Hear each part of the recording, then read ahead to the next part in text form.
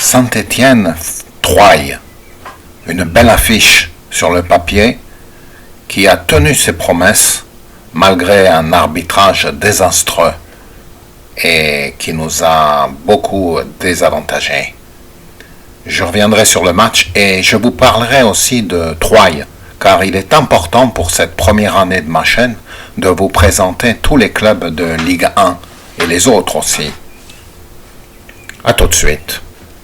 Je vous rappelle que Saint-Étienne mène par 2-0, comme Kiev avait gagné en URSS par 2-0. Les deux équipes sont à égalité sur l'ensemble des deux matchs. Il reste 8 minutes dans la prolongation. Et après ces 8 minutes, alors que c'est encore Patrick Révelli là, oui, il va-t-il centrer? Et c'est Rocheteau qui marque le but de la victoire, sans doute.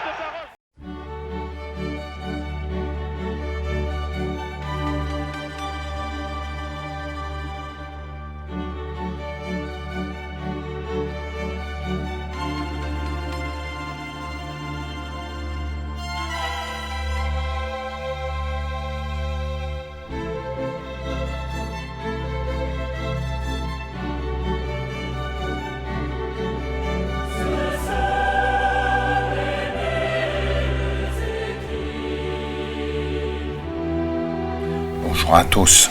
Avant de revenir sur le désastre arbitral dont nous avons été les témoins effrayés lors de ce match entre Saint-Étienne et Troyes, il me faut vous présenter le club de Troyes. Ça me semble important de présenter chaque club de la Ligue 1 pour les jeunes qui ne connaissent pas forcément leur histoire et placer ainsi dans un contexte historique un match. Alors Troyes, c'est un petit peu l'antithèse de Saint-Étienne. C'est un club qui n'a pas de titre majeur, il n'a même aucun titre, il me semble. Leur meilleure série en Ligue 1, c'est à la fin des années 70, où ils ont fait 5 saisons de suite, des saisons où ils ont joué le maintien. Donc c'est une équipe habituée à jouer le maintien. Ils avaient fini 17e, 16e, 17e, 15e, puis 20e. Ensuite, direction la division 2. Et les étages inférieurs, puisqu'ils étaient descendus assez bas. Ils ont fait plusieurs dépôts de bilan, ils ont changé plusieurs fois de nom. C'est pas un club historique du foot français. C'est pour ça que quand on joue Troyes, on a l'impression que ça va être facile, mais ils ont quand même eu quelques heures de gloire. La principale, pour moi, les hommes de ma génération, disons, car je ne suis un ancien, en dépit du générique où je parais assez vert, mais malheureusement, il y a quand même les années qui sont là. Donc leur titre de gloire, c'est d'avoir fourni le capitaine de l'équipe de France en 1966 pour la Coupe du Monde.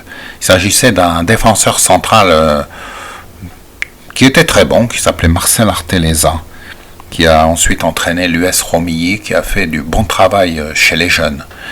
Et cette Coupe du Monde de 66, qui était un petit peu une Coupe du Monde oubliée, dont on ne parle pas beaucoup, parce que c'est une Coupe du Monde volée par les Anglais. Et il faut bien dire ce qui est. D'ailleurs, la Coupe du Monde elle-même avait été volée avant le début de la compétition, puisqu'il faut savoir que le trophée Jules Rimet, lors d'une expo à Westminster, avait été volé.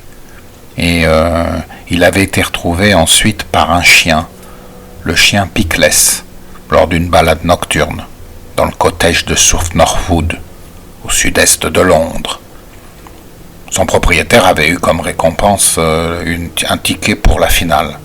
Alors la finale, justement, c'était Angleterre-Allemagne, et là, il y a eu le plus gros vol de la compétition, puisque le troisième but qui donne l'avantage aux Anglais, quand il y avait 2-2, eh bien le ballon n'était pas rentré, tout simplement.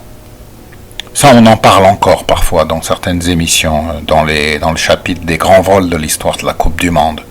Et l'Angleterre avait été punie en quelque sorte par Maradona quelques années plus tard, puisque là c'était l'inverse, avec le fameux but de la main de Dieu, où Maradona avait terrassé les Anglais.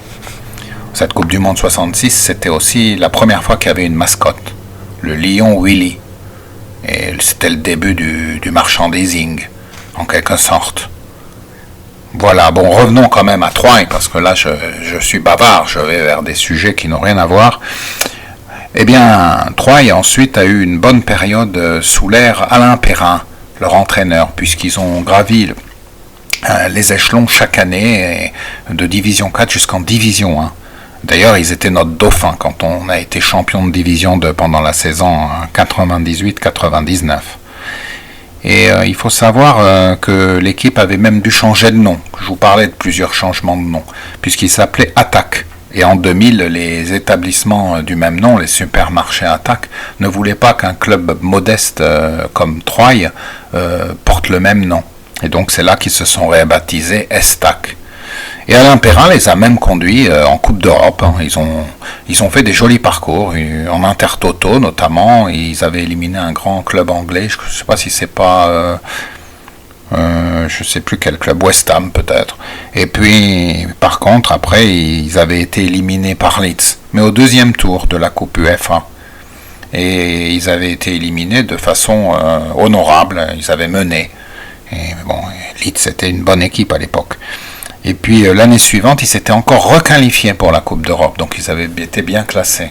Mais cette fois, ils avaient été éliminés en Intertoto, non pas sur le terrain, mais parce que Tony Vérel avait joué et il n'était pas qualifié. Une erreur administrative. Et Alain Perrin avait quitté le club à la suite de ses bonnes saisons, et il avait été engagé à l'OM d'abord, où il fut renvoyé parce qu'il a été surpris en plein ébat avec du personnel. Et puis ensuite, Alain Perrin, à Lyon, a donné le doublé à Lyon, Coupe Championnat, après avoir remplacé l'entraîneur, je me rappelle plus de son nom, mais c'était un entraîneur qui est mort récemment, justement. Et, c'était Gérard Rouillet, voilà, Gérard Rouillet. Et puis, il avait été licencié au bout d'un an, alors qu'il avait mené le club au doublé Coupe Championnat. C'était pendant la domination lyonnaise, malheureusement. Et il était venu chez nous, Alain Perrin, à la suite de ça, mais il avait été moins brillant. Mais grâce à sa venue, nous avons ensuite eu son adjoint Galtier, qui a fait beaucoup de bien à Saint-Étienne, comme vous le savez. Alors maintenant, parlons de ce match, car on ne va pas s'éterniser sur ce petit club de Troyes. Eh bien, le match a été simplement volé par l'arbitre. Il y a eu 4 pénaltys qui auraient dû être sifflés et il n'en a sifflé qu'un seul. Alors, les 2 premiers pénaltys, c'était Cazerie, qui en plus a eu un carton jaune. Enfin, pas pour avoir simulé, mais par la suite, parce qu'il était colère, ce qui est normal, vu qu'on lui a volé son pénalty.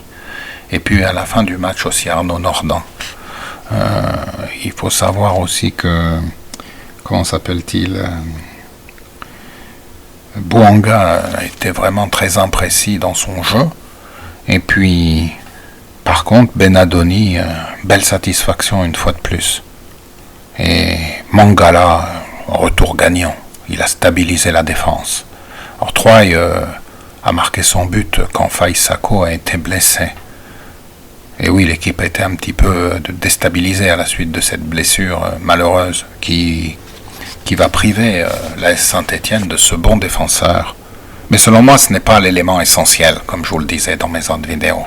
Je pense que Mangala et Benadoni sont les éléments essentiels en défense. Alors, Saint-Étienne, contrairement à ce que dit Randa SSE, ce n'est pas mieux que rien. Il y a eu un vol. Voilà, on a été témoin d'un vol à Geoffroy Guichard. Ça arrive. Une erreur d'arbitrage, plusieurs même. L'arbitre a désavantagé Saint-Étienne, c'était scandaleux. Voilà, je te dirai la semaine prochaine. Je suis un petit peu sous le choc de ce vol. Toujours très pénible de se faire voler, dans la vie comme dans le sport, vous en conviendrez.